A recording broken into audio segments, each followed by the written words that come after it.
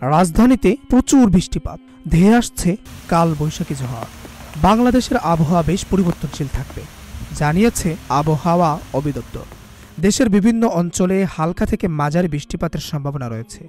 কিছু কিছু এলাকায় বজ্রপাতেরও আশঙ্কা করা যাচ্ছে। বৃষ্টিপাতের সম্ভাবনা, ঢাকা সহ দেশের বিভিন্ন স্থানে বৃষ্টিপাতের সম্ভাবনা রয়েছে। বিশেষ করে সিলেট, চট্টগ্রাম, বরিশাল এবং খুলনা বিভাগের কিছু কিছু এলাকায় মাঝারি থেকে ভারী বৃষ্টিপাত হতে পারে। রাজশাহী এবং রংপুরের কিছু কিছু এলাকায় হালকা বৃষ্টিপাতের সম্ভাবনা রয়েছে। এখন জানা যাক তাপমাত্রা। বৃষ্টিপাতের কারণে দিনের তাপমাত্রা কিছুটা কম থাকতে পারে, তবে দেশের দক্ষিণ এবং পশ্চিমা অঞ্চলে তাপমাত্রা কিছুটা বেশি থাকতে পারে।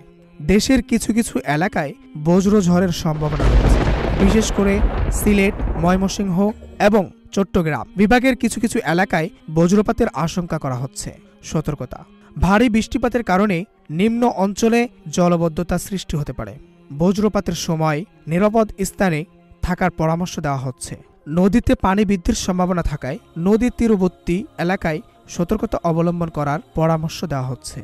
সাধারণ পরামর্শ, বৃষ্টির সময় অপ্রয়োজনীয়ভাবে বাড়ির বাহিরে বের হওয়া থেকে বিরত থাকুন। বজ্রপাতের সময় বৈদ্যুতিক খুঁটি, তার এবং উন্মুক্ত স্থান থেকে বিরত থাকুন।